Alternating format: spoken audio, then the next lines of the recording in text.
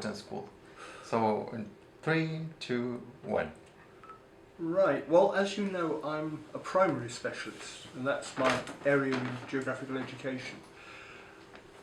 Why is it important for young children? Well, it seems to me that geography is vital for children from birth.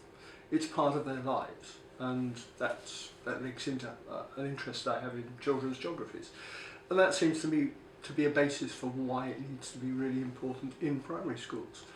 And that then follows through schooling. So it's the foundation for geographical understanding. And our role, therefore, is to help children make sense of how they're making sense of the world, and to take them beyond where their experience takes them.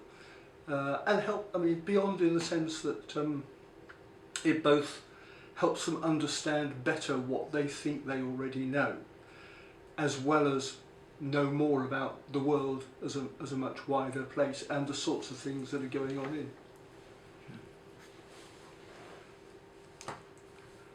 Good. Yeah. Perfect. Right. Brilliant. That's brilliant. Yeah. Great. Let's go for the second one. Okay. Okay. So the second question is, can you identify the most important or influential piece of research, an idea or a concept, process or approach in geography education during your career? That's it. That's the question. Yeah. So 3, 2. Right, it's actually a very difficult question to answer because I can't give sort of one single answer to it. There are 2 or 3 things which go back to an early part of my career, when I was studying for my MA and then into my early years of teaching. And there are 2 or 3 things that had a real influence on me and have stayed with me. One is the work of Norman Graves, who was professor at the Institute of Education in London, and his book on geography and education in 1975, I think it was published, and there were 2 or 3 editions following. And that drew together lots of material covering a range of areas of research and so on, which was the first time that had really happened. There had been books by people like Fairgrieve and others, but they hadn't been of the same type. And drawn on research in the same way because it hadn't been there before.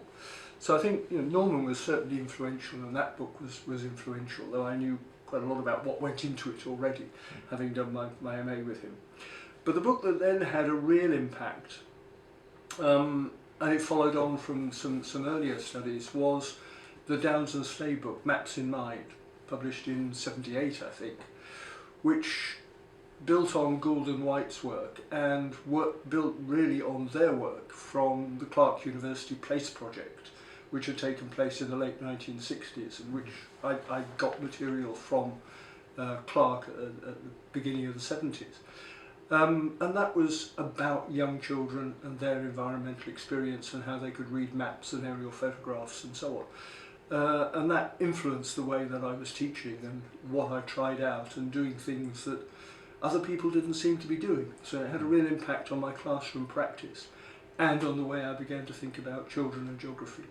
So it's 2 or 3 different types of things, but those were perhaps the ones that really sort of got me going, and they've stayed with me.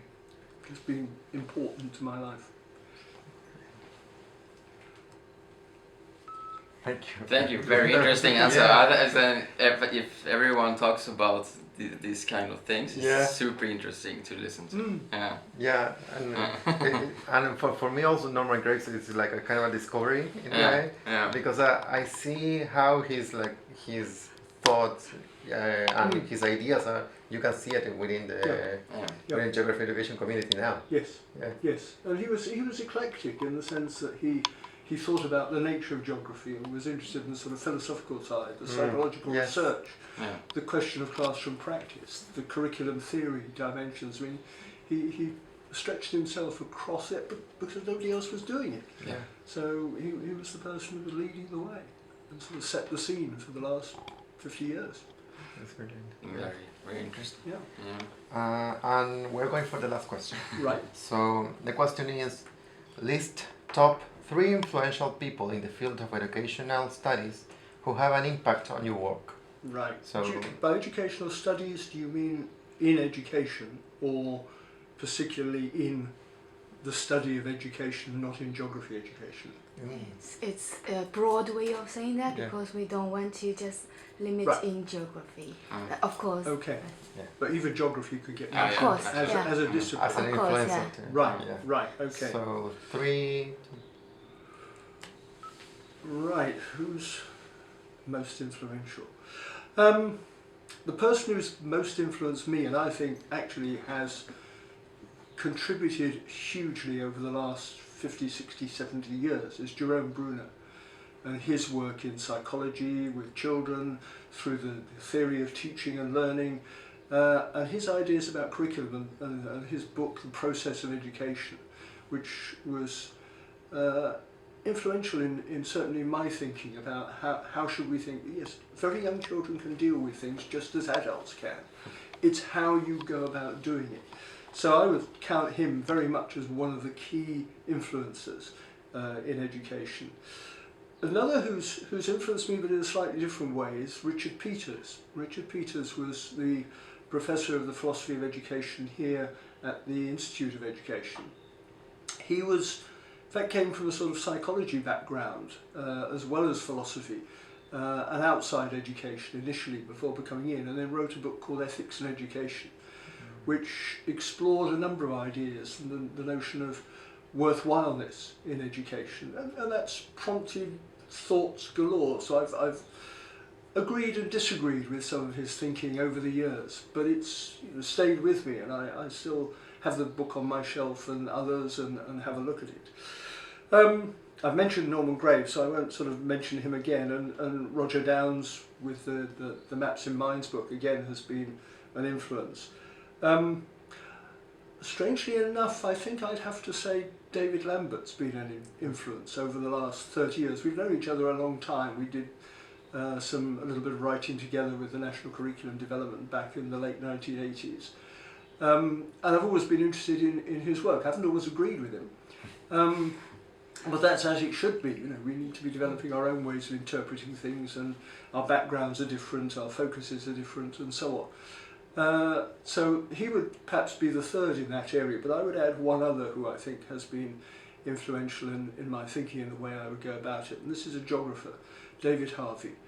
And again, I've followed his sort of publications from his first book, Explanation in Geography, which opened up a whole number of possibilities of thinking about it. He disowned it very soon afterwards when he moved into Marxism, and his works followed through there, and it's always insightful.